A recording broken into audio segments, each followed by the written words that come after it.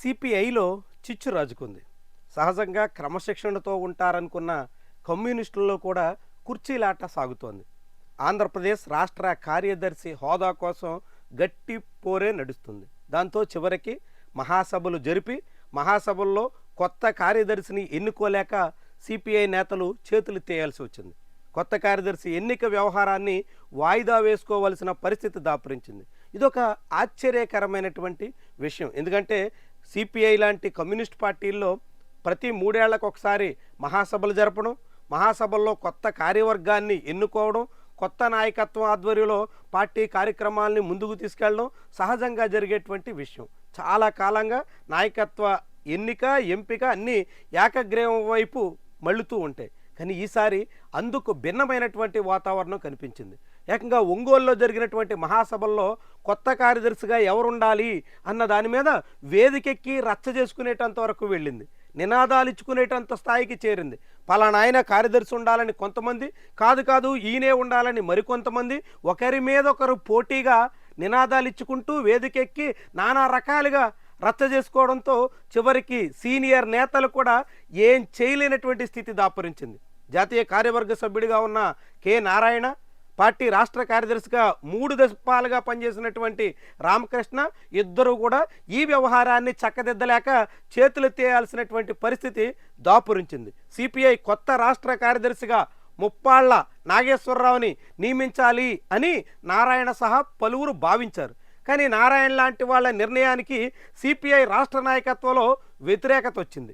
Majority జనం ముప్పాళ్ల నాగేశ్వరరావు కాకుండా యువ నాయకుడు ఈశ్వరయ్యకి అందించాలి అనేటువంటి డిమాండ్ తీసుకొచ్చారు. దాంతో అటు ఈశ్వరయ్య ఇటు నాగేశ్వరరావు మధ్య పోటీ ఏర్పడింది. మధ్యలో వయో మార్గంగా విశాఖ జిల్లాకు చెందినటువంటి సత్యనారాయణమూర్తికి ఇవ్వాలనేటువంటి ప్రతిపాదన వచ్చినప్పటికీ ఈశ్వరయ్య కోసం అత్యధికులు పట్టుబట్టారు.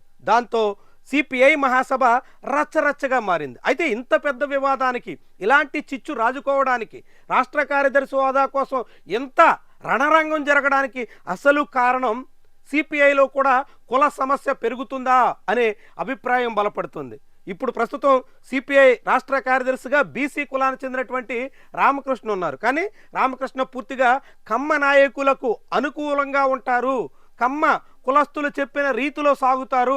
అటు నారాయణ కానీ ఇటు ముప్పాళ్ల నాగేశ్వరరావు కానీ వీళ్ల మాటే చెల్లుబాటు అవుతుంది అనే అభిప్రాయం చాలా మందిలో ఉంది. అందుకే ఇప్పుడు కమ్మ కులస్తులకు కాకుండా బీసీ కులానికి చెందినటువంటి ఈశ్వరయ్యకి అవకాశం రావాలి అన్నది ఎక్కువ మంది డిమాండ్. ముఖ్యంగా గుంటూరు జిల్లాకు చెందినటువంటి ముప్పాళ్ల నాగేశ్వరరావు నాయకత్వం వద్దని, రాయలసీమ అందులోనూ కడప జిల్లాకు చెందినటువంటి ఈశ్వరయ్యకే కార్యదర్శి హోదా కావాలని పట్టుబట్టడం వెనుక అనేక సామాజిక కారణాలు ప్రధానమైనటువంటి విషయంగా భావిస్తున్నారు. దాంతో తోడుగా రామకృష్ణ, నారాయణ వంటి వాళ్ళు చంద్రబాబు నాయుడికి సన్నిహితులుగా మెలుగుతూ సిపిఐని తెలుగుదేశం పార్టీకి ఉపగ్రహంగా మలిచేస్తున్నారు అనే అభిప్రాయం కూడా ఆ పార్టీలో చాలా కాలంగా బలపడుతోంది. ముఖ్యంగా ఆ పార్టీ తెలుగుదేశం పార్టీతో పొత్తున్నా లేకున్నా ఎప్పుడూ చంద్రబాబు ప్రయోజనాలకు తగ్గట్టుగా సాగుతుంది అనే మాట చాలా ప్రబలంగా ఉంది. అలాంటి తరుణంలో సిపిఐ స్వతంత్రంగా ఎదిగే ప్రయత్నం జరగాలి అని కోరుకుంటున్నటువంటి వాళ్ళంతా ఇప్పుడు ముప్పాళ్ల నాగేశ్వరరావు నాయకత్వాన్ని వ్యతిరేకిస్తూ ఈశ్వరయ్యను సమర్థిస్తున్నట్టుగా చెప్పుకొస్తున్నారు. వీటన్నిటితో పాటుగా యువ నాయకత్వాన్ని ప్రోత్సహించాలి అనే డిమాండ్ కూడా పెరుగుతోంది. ముప్పాళ్ల నాగేశ్వరరావుతో పోలిస్తే ఈశ్వరయ్య యంగ్ లీడర్ కాబట్టి యంగ్ లీడర్కి ఛాన్స్ ఇవ్వాలి అనే వాదన కూడా బలపడుతుంది. అయితే ఇలా కులం రీత్యా, వయసు రీత్యా, దాంతోపాటుగా పార్టీని స్వతంత్రంగా ఎదిగించే కొత్త నాయకత్వ రీత్యా ఈశ్వరయ్యకి ఛాన్స్ దక్కాలని పట్టుబడుతున్నట్టు తరుణంలో దానికి నారాయణ, రామకృష్ణ పూర్తిగా అంగీకరిస్తున్న దాఖలాలు లేవు.